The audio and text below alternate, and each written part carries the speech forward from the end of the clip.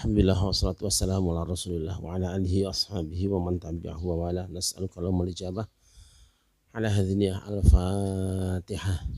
A'udzu billahi minasy syaithanir rajim. Bismillahirrahmanirrahim.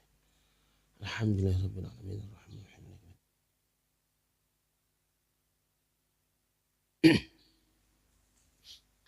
Kita berarti bulan puasa masih tinggal satu pertemuan ya.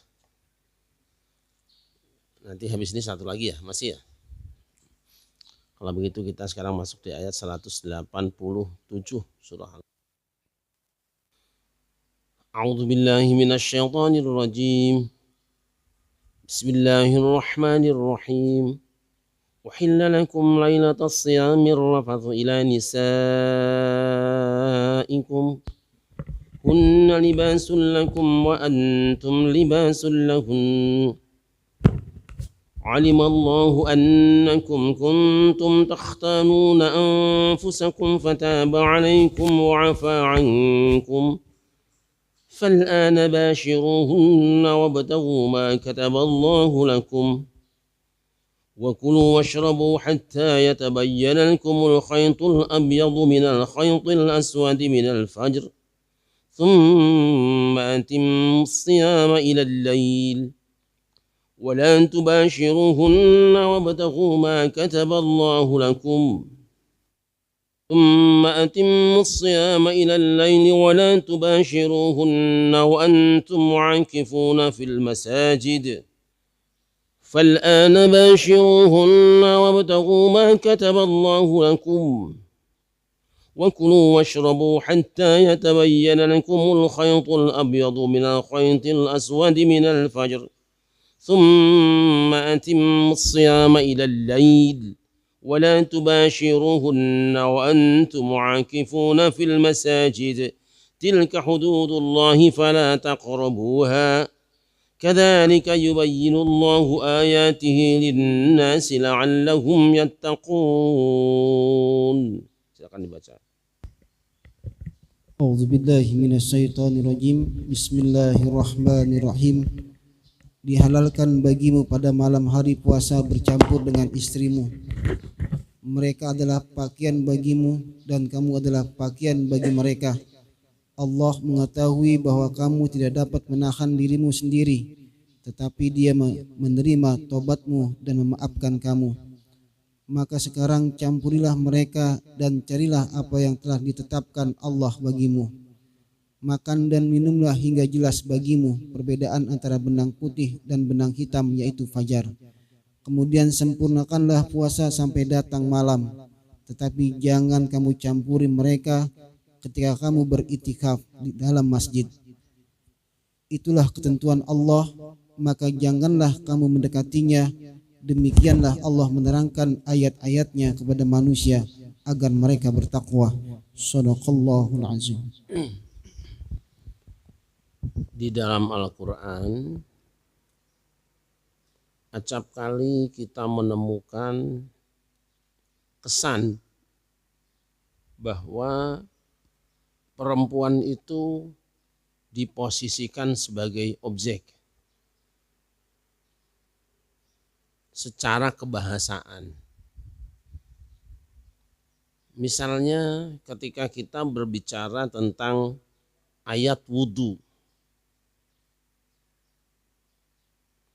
wa in kuntum marda aw ala safarin aw jaa ahadum minkum minal ghaiti aw lamastumun nisa falam tajidu ma'an fatayammamu sa'idan thayyiban.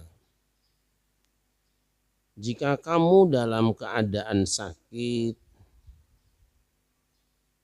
atau di perjalanan atau buang air besar, aula mastumun nisa, atau kamu semua menyentuh perempuan. Ini yang diajak ngomong kan laki-laki. Dikesankan bahwa perempuan itu hanya menjadi objek pekerjaan laki-laki. Kan begitu? Kenapa tidak disebut saja kalian saling bersentuhan laki-laki dan perempuan? Tapi teksnya adalah kamu laki-laki menyentuh perempuan, menyentuh istrimu. Kesannya adalah bahwa perempuan hanya menjadi objek, bukan orang yang diajak berbicara. Juga di ayat ini, uhilla lakum lailatas siyamir rafathu ila nisaikum. Dihalalkan buat kamu semua pada malam puasa arrafas ila nisaikum, kepada istrimu, rafas kepada istrimu. Kenapa tidak bersamaan saja kamu dan istrimu bareng-bareng rafas gitu. Kesannya perempuan menjadi objek. Nah, ini. Tetapi bagi orang yang jeli di dalam membaca firman Allah atau dia menghubungkannya dengan sistem pensyariatan ini, itu belum lagi nanti menghubungkan dengan fisik dan mental manusia, ya, akan tahu bahwa ayat-ayat ini justru menjadi gambaran yang indah tentang syariat. Mengapa? Kok laki-laki seolah-olah difungsikan sebagai pelakunya, subjeknya, dan perempuan objeknya. Satu, bahwa yang dikehendaki oleh Allah itu laki-laki di rumah tangga itu adalah pemimpin. Sedangkan istri adalah warganya, sama dengan anak-anaknya.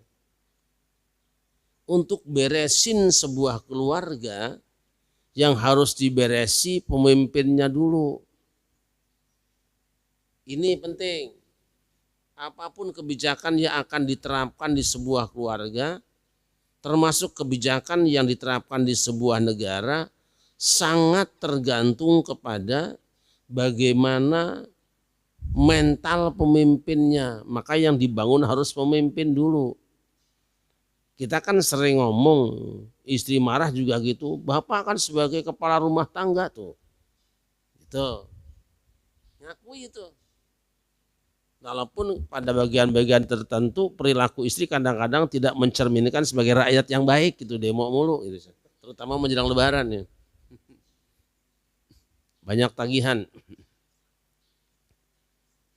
Dimanapun manusia akan mengakui bahwa suami itu kepala rumah tangga. Kalau akan memberesi sebuah negara, beresin kepala negaranya dulu. Dan peraturan itu harus betul-betul disadari oleh kepala negaranya.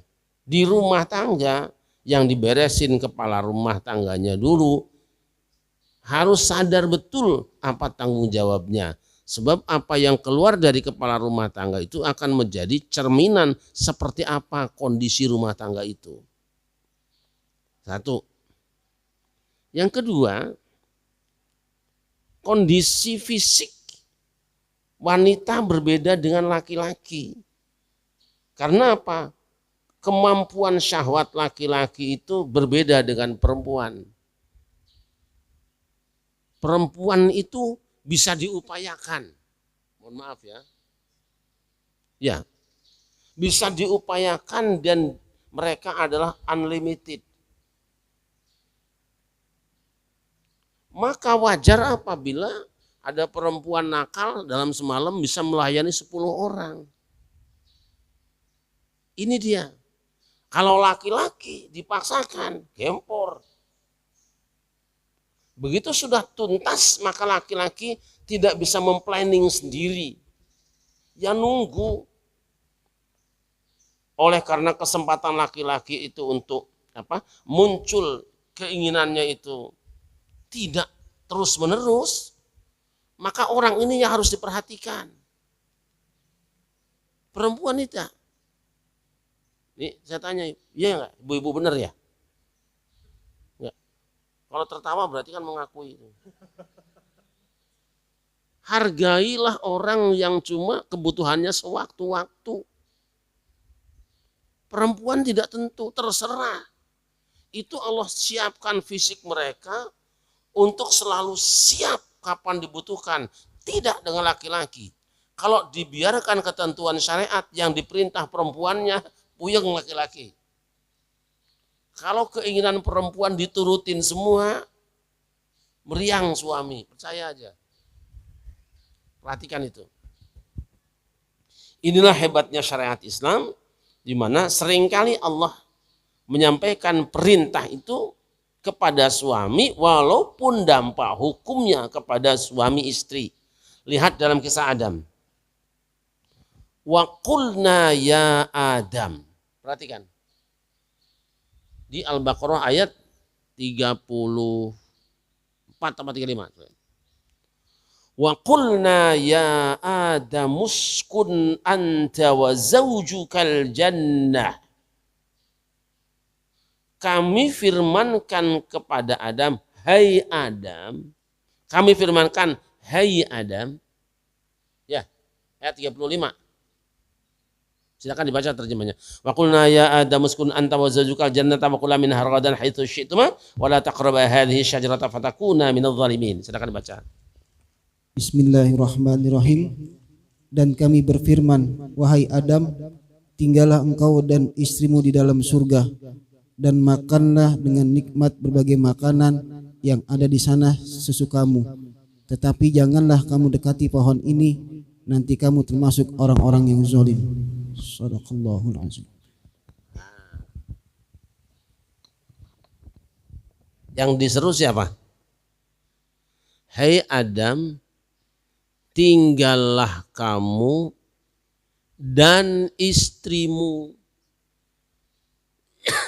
Yang disuruh masuk surga Adam, istrinya ngikut. Ini swarga nunut neraka.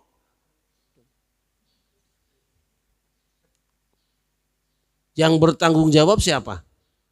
Suami.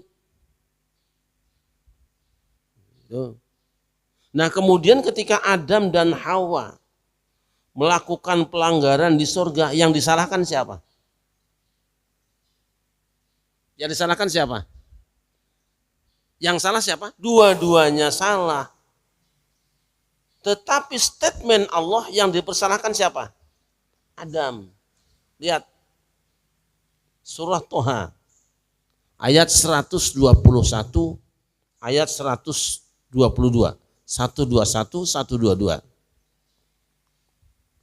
Fa'akala minha fabadat lahuma sawatuhuma wa tafiqu wa yakhsifani 'alaihima min waraqil jannah wa 'asa Adamu rabbahu faghawa thumma jtabahu rabbuhu fataba 'alaihi wa hada. Silakan dibaca. Bismillahirrahmanirrahim. Lalu keduanya memakannya, lalu tampaklah oleh keduanya aurat mereka dan mulailah keduanya menutupinya dengan daun-daun yang ada di surga. Dan telah durhakalah Adam kepada Tuhannya dan sesatlah dia. Kemudian Tuhannya memilih dia, maka dia menerima tobatnya dan memberinya petunjuk. Shadaqallahul azim. Fa'akala minha. Supaya kelihatan ya.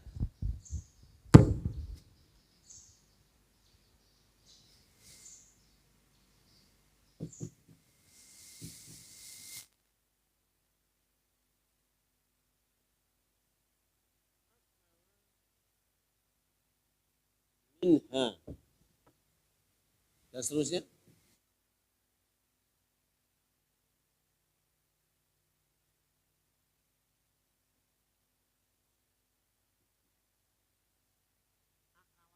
Kan akala satu orang.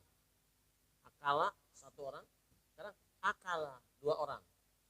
Maka Adam dan Hawa makan dari buah-buah pohon surga itu. Yang makan dua orang. Tapi di ujung ayat wa'asa Adamu, yang dianggap melanggar larangan Allah siapa?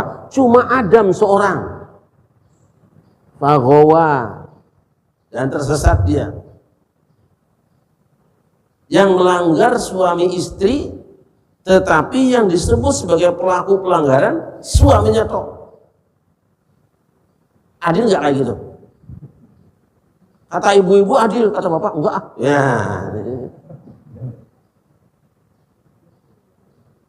Yang melanggar Adam dan Hawa. Tapi si tertuduhnya Adam. Yang jadi terdakwanya inilah kepala rumah tangga. Makanya orang Jawa mengatakan ala wong wadon gampang lah. Masak-masak mana penak kayak gitu.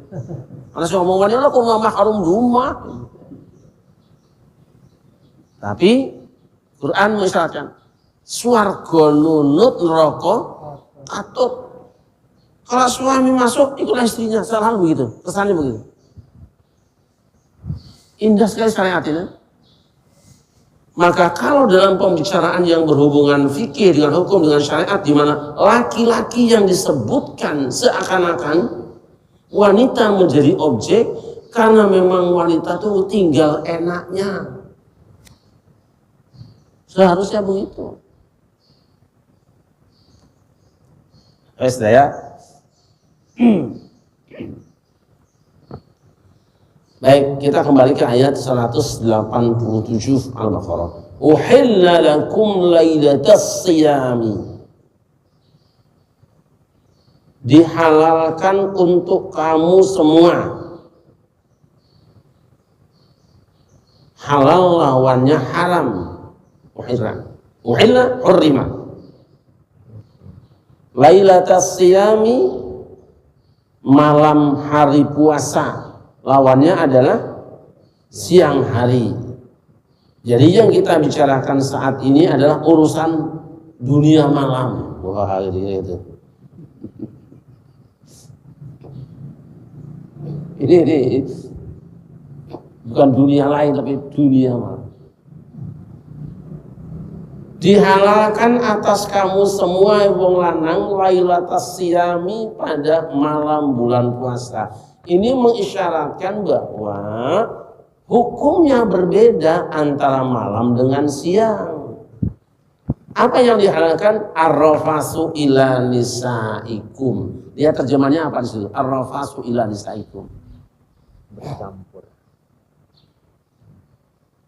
Wes gampangnya gini aja. Datangi istrimu, dan yang maksud datang itu bukan berarti istri tinggal di kampung lain sampean ke sono, bukan itu maksudnya. Jangan terlalu tekstual nanti ya. Rafas ini dalam syariat menempati tempat yang penting. Haji tidak boleh rafas, la rafasa wala fusuqa wala jidala. Puasa juga tidak boleh rafas.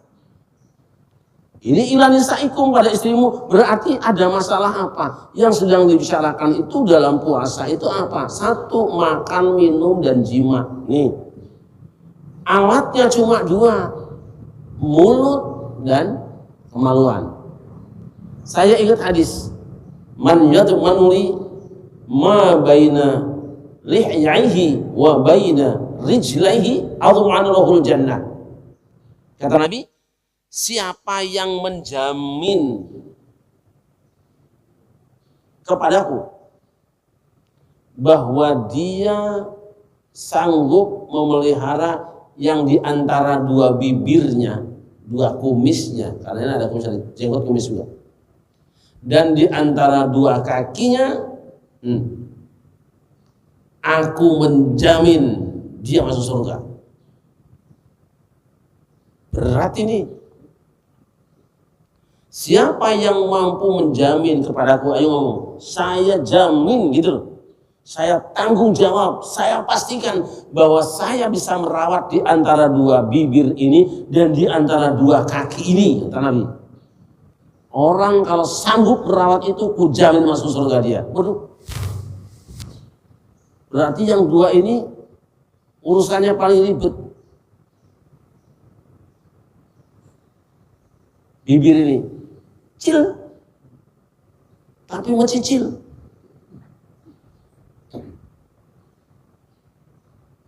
Rawat ini apa? Makan, pastikan yang masuk di antara dua bibirmu itu yang halal.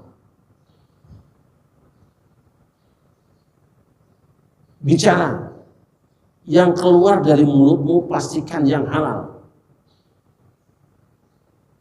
Syukur-syukur kalau lafaz yang keluar di antara dua bibirmu ini adalah lafaz kalimat thayyibah. Angel ini. Kalau dihitung sehari semalam antara wiridan kita dengan ghibah kita, banyakan mana? Itu yang terucap, belum yang tertulis, yang mewakili mulut kita. WA itu kan mewakili mulut kita kan? Tidak terkata tapi terucap, atau tidak terucap tapi terungkap. Perdebatan ada di WA, tanya jawab ada di WA, caci maki, ghibah ada di situ. Memang kita tidak ngomongin orang, tapi tanganmu loh sebagai wakilnya itu korbannya banyak banget. Itu kalau ngomong satu lawan satu, face to face. Bayangkan kalau nge-share-nya 10 orang. Dan itu menjadi hobi kita. Yo, iya gue. Nanti dari yang 10 itu diwariskan lagi. Ada agennya lagi. Sehingga berapa agen atau agen maksiat mulut kita. Nah kita sebagai pemilik saham utama, wes kena.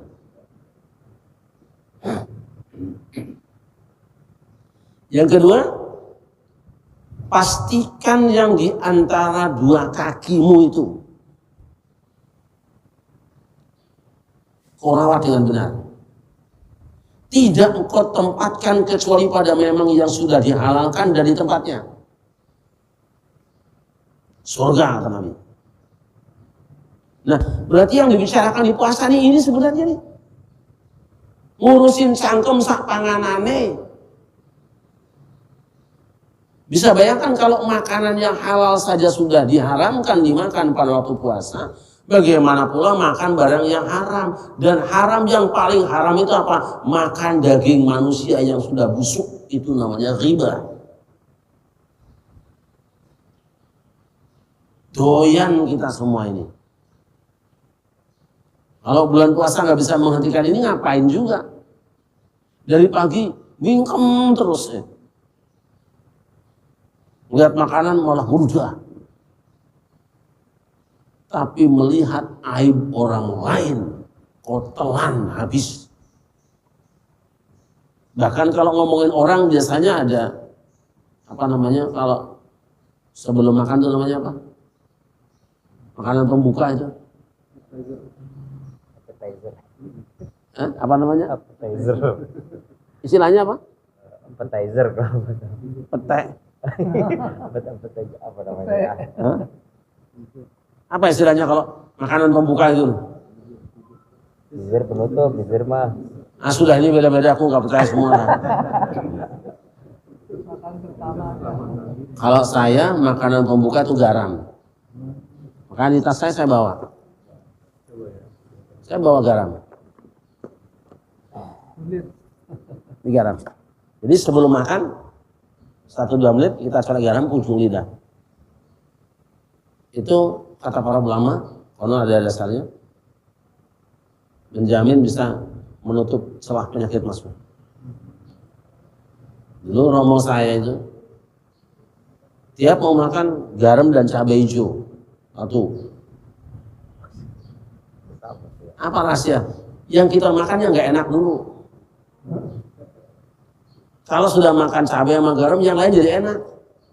Walaupun makannya cuma pakai ikan asin.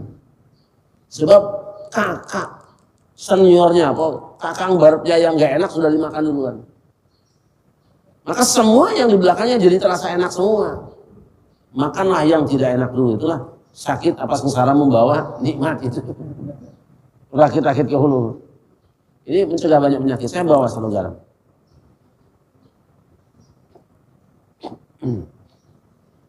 Dan garam yang bagus diantaranya garam gunung ya. Sekarang teman kita Ustadz Ibnu sudah produk garam gunung sekira sini ini.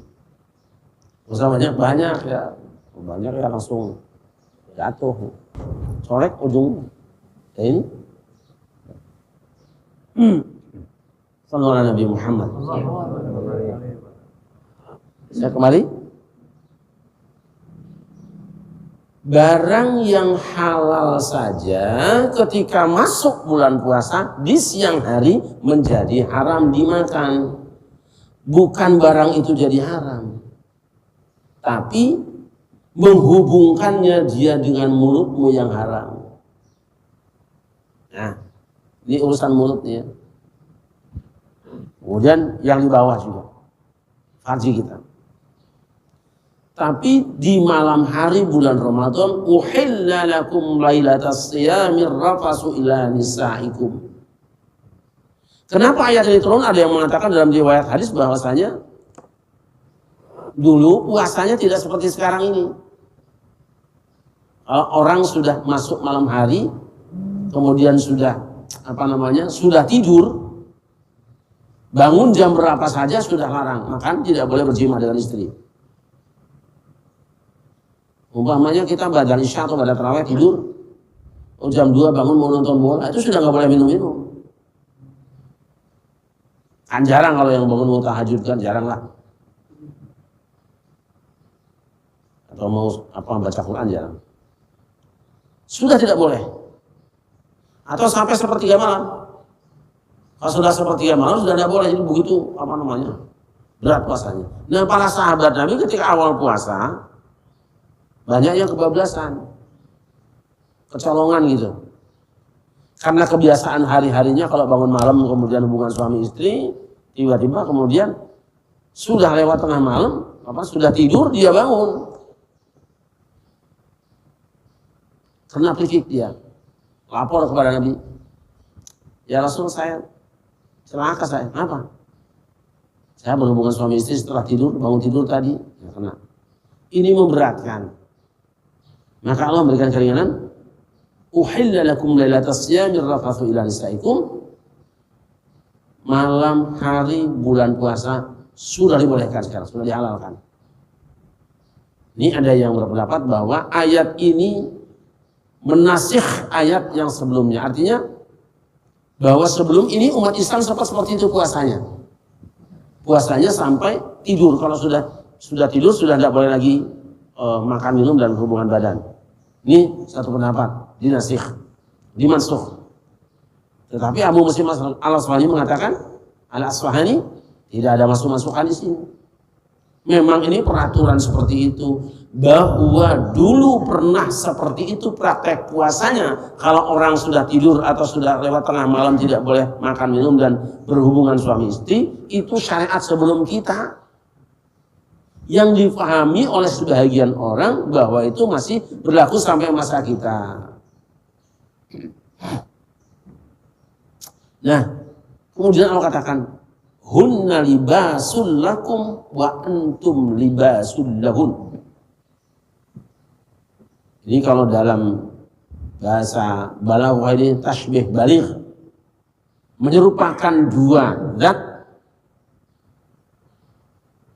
dengan tanpa menyebutkan adatut tasbih dan wajah syabah. Ini udah pernah belajar kan ilmu balaghah kan? Hah? Ini serius, ini sudah pernah belajar atau memang khawatir ditanya nih? Belum kayaknya yang kedua itu. Nanti dalam, ya udahlah, kalau ini saya mengulang kembali kepada yang lupa atau yang belum pernah belajar. Saya tidak tahu berapa persen di antara itu. Jadi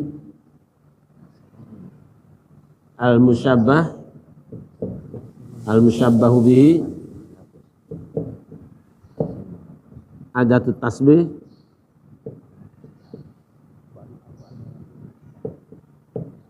kemudian wajah syabah.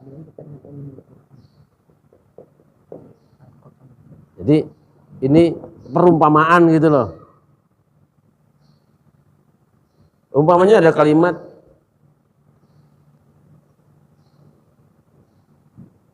yaumi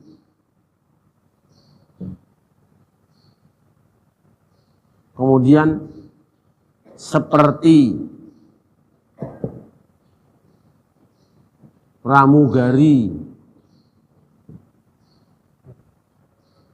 dalam penampilannya. Nih, kita susun. Yaumi namanya musyabbah. Musyabbah bih, pramugari musyabbah bih. Seperti itu alat menyerupakan. Seperti membandingkan di antara dua. Nah, wajah syabah apa namanya? Penampilannya itu apanya yang serupa? Keserupaannya itu namanya wajah syabah. Harusnya kayak gini, 4. Udahlah, jangan lama-lama daripada pusing kita. Tapi nanti dipotong. Ada kalimat lain? Haji Mahali seperti macan dalam gagahnya. Ini 4 kan? Haji Mahali seperti macan dalam gagahnya. Kita buang sekarang. Haji Mahali macan. Kalau kita bicara dengan bahasa obrolan sehari-hari, Haji Mahali kan macan, asem kue orang. Iya, maksudnya ini. Nah, dibuangnya ada tasbih dan wajah syabah disebut dengan tasbihul balik. Tasbihul balik.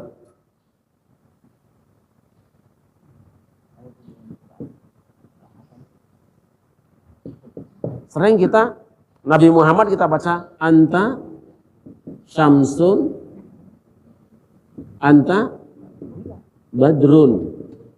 Engkau ya Rasulullah adalah matahari. Engkau juga adalah purnama. Semua orang juga tahu Nabi Muhammad bukan matahari, bukan purnama. Maksudnya apa? Engkau bagaikan matahari, engkau bagaikan purnama dalam apanya? Itu loh. Itu namanya tasbih balik. Nah di sini sama. Kira-kira hunna libasun. Istrimu adalah baju, pakaian, sandangan, busana. Itu istri itu manusia apa busana? Istri kita manusia apa busana? Tentu maksudnya adalah istrimu bagaikan busana buat kamu. Dalam apanya? Maka orang yang cerdas akan mencari wajah syabahnya. Istrinya Ustaz Taufik itu baju dia. Ustaz Taufik juga baju bininya. Artinya apa? Istrinya Ustaz Taufik bagaikan baju buat dia. Dia juga bagaikan baju buat istrinya. Yang menyerupai baju apanya? Fungsinya. Jadi hunna libasul lakum. Istri-istrimu itu bagaikan baju untuk kamu semua dalam fungsinya. Atau terserah dalam yang lainnya, terserah aja. Tapi saya gampang itu aja, fungsinya. Karena memang baju itu yang penting kan berfungsi, ya. Kancingnya masih bisa dikencengin, fungsi. Kemudian tidak robek-robek, tidak bolong, apalagi sampai ngampleh, fungsi. Tapi kalau kita baca Quran, fungsi libas itu 2. Masih. Wala talbisul haqqa bil batil, itu libas itu apa? Larut. Campur. Ayat mengatakan wala talbisul haqqa bil batil wa taktumul haqqa wa antum ta'lamun. Jangan kamu campurkan antara hak dan batil sehingga kamu menutupi, menyembunyikan yang haknya. Jadi pakaian itu fungsinya libas secara kebahasaan itu adalah nempel bareng menutupi. Itu. Tapi pakaian kan macam-macam. Nah, ada satu pakaian yang paling bagus. Fungsinya 2 pakaian ya. Fungsinya 2. dan kita akan cari pakaian terbaik. Nah, nanti kita lihat di rumah kita. Ini pakaian kita ini masuk kriteria pakaian ini apa enggak nih? Jangan-jangan salah merek nih. Lihat surah Al-A'raf.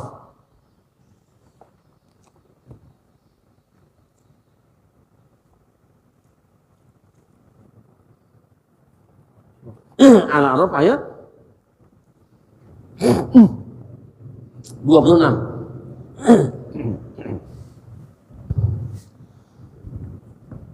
يا بني آدم قد أنزلنا عليكم لباسا يواري سوآتكم وريشا ولباس التقوى ذلك خير ذلك من آيات الله لعلهم يذكرون. Silakan baca.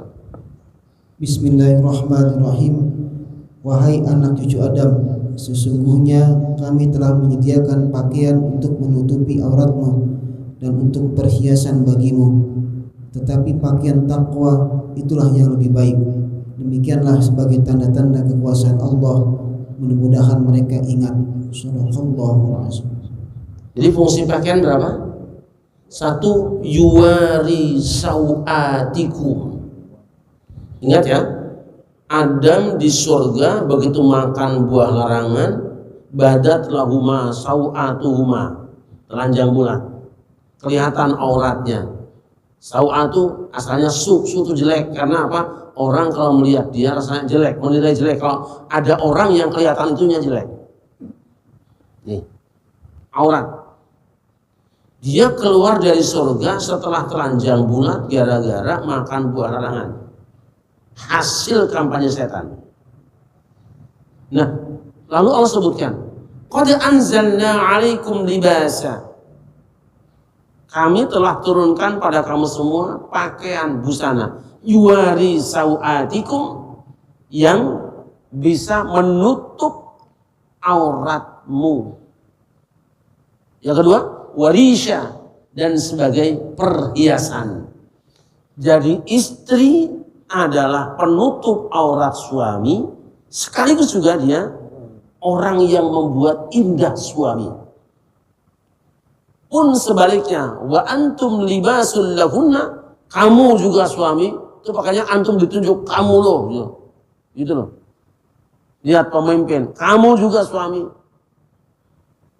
adalah ibarat pakaian buat istri-istrimu, langsung tunjuk kamu. Istri kan hunna, mereka itu, seakan-akan gak di depan kita. Tapi suami, antum, kamu, tunjuk sama Allah langsung. Kamu juga harus berfungsi sebagai pakaian bagi istrimu. Satu, menutup auratnya. Kedua, membuat indah dia. Wah, ini aja segini aja, suami istri cewek bolak-balik aja. Baca bolak-balik. Nangis suami istri. Iya ya, aku selama ini bisa nggak nutup aib suamiku, mengurangi maksiat pasanganku. Ayo. Yang kedua, kira-kira suamiku bangga nggak dengan aku? Kira-kira suami senang nggak punya aku? Pun sebaliknya, aku sebagai suami kira-kira bagaimana istriku? Dia bangga nggak punya aku? Segitu dong. Hunna libasun lakum wa antum libasul lahunna. Yang dijentrek ke, diurai ke, nangis kalian. Percaya aja. Sedih kita. Dipercaya menjadi perhiasan kok malah crack gitu loh. Boro-boro mah batu cincin keluar jarongnya malah pecah. Apa kalau yang keluar kayak mataharinya apa namanya? Wah, tahu. Saya tuh sebetulnya ngetes ya. Ini batu jangankan keluar sternya, malah gompal. Kita tidak bangga menggunakannya. Maka di sini nih. Karena istrimu adalah pakaian kamu dan kamu juga pakaian istrimu, dan tahu sendiri kan pakaian masing-masing waktu makainya kan. Pakai cincin pas kondangan, pakai sepatu pas ke kantor, pakai sarung sama peci pas sholat. Nah kalau istri itu kira-kira pakaian yang kapan dipakainya itu? Kebanyakan itu suami istri pakaian siang apa malam? Nah itu kan. Makanya Lailatul Qiyam, pakaianmu coba ciptakan keindahan saat malam hari. Engkau bersama dia, kau bahagia dengan dia, dengan kau bahagia dia. Kau indah karena dia, dan karena kau indah dia. Ciptakan keindahan. Bukan malam cuma berantem mulu. Jadi pembawaannya, kalaupun kau wahai istri, harus kelihatan cering indah. Yang berhak menikmati keindahanmu adalah pemilikmu. Dan kalau kau kelihatan ganteng, kelihatan keren, tampillah seganteng-gantengnya, sekeren-kerennya buat binimu. Jangan ganteng mau ke kantor, jangan cantik mau kondangan. Giliran di rumah.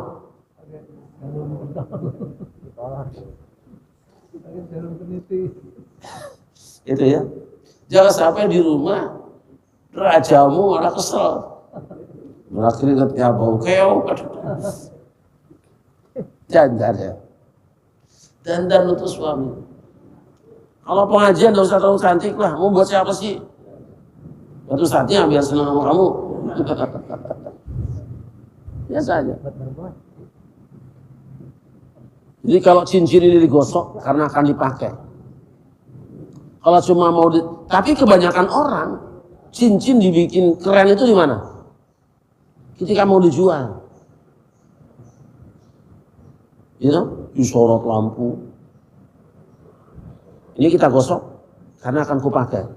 Supaya apa? Ketika aku menggunakannya, dah nggak dilihat orang. Pede. Karena ada orang pakai cincin, harus lihat orang karena cincin pecah. Atau ada gara-gara cincin yang batunya hilang, tinggal pakai mau lepas bagaimana? Pas sadar loh, kok ada matanya, pasti malu gitu. Kiaskan lainnya semuanya. Silahkan pergunakan pakaianmu pada waktu malam hari. Istrimu pakaian kamu pergunakan dia. Tidak apa-apa. Fal'ana bashiruhun. Sekarang silahkan sentuh dia. Mubasyarah itu saling bersentuhan kulit. Silahkan. Tidak apa-apa. Aku ngerti kamu nggak akan kuat kalau terus-terusan diatur seperti itu. Ngerti? Wabtahu ma kataballahu lakum. Dan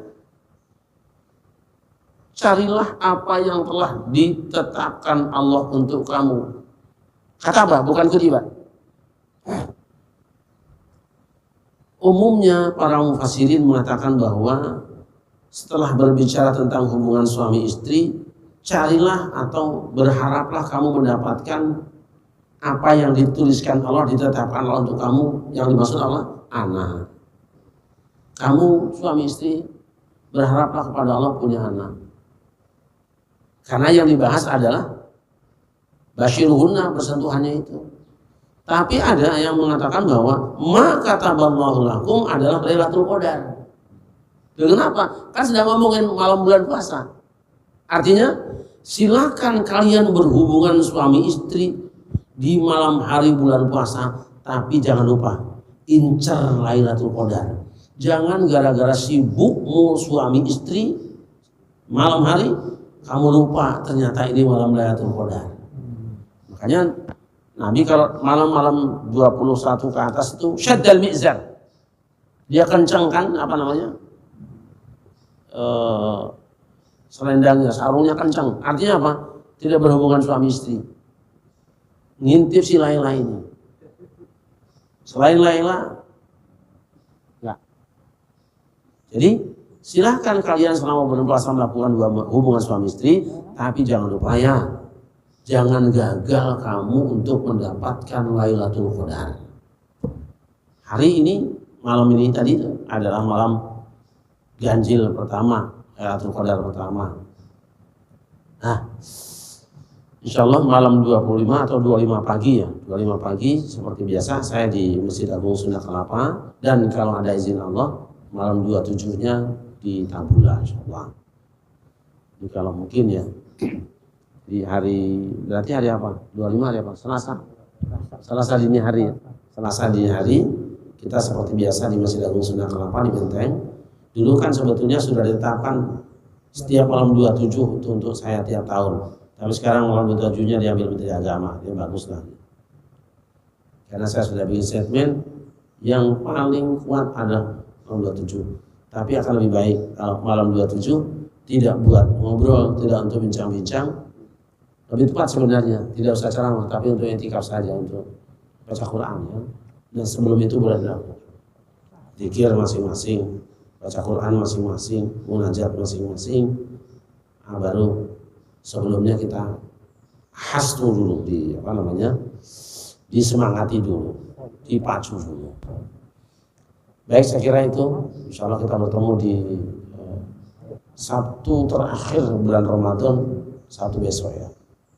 Semoga Allah Subhanahu wa Ta'ala memberikan kesempatan kita untuk bertemu dan mendapatkan barokah Lailatul Qadar. Akhirnya Al-Fatihah.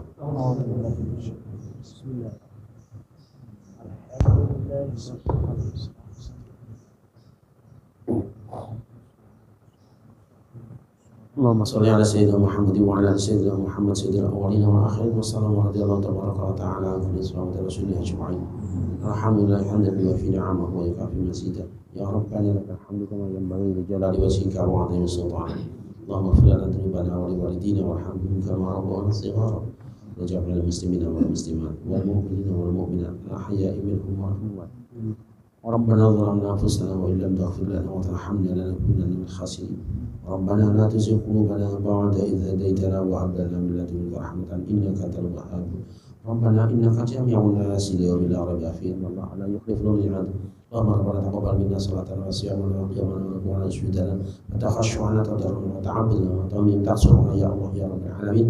واجعلنا من أهل الجنة الذين دعوهم فيها سبحانك اللهم وتحيتهم فيها سلام وآخر دعوانا عن الحمد لله رب العالمين. بسم الله الرحمن الرحيم. السلام عليكم ورحمة الله وبركاته.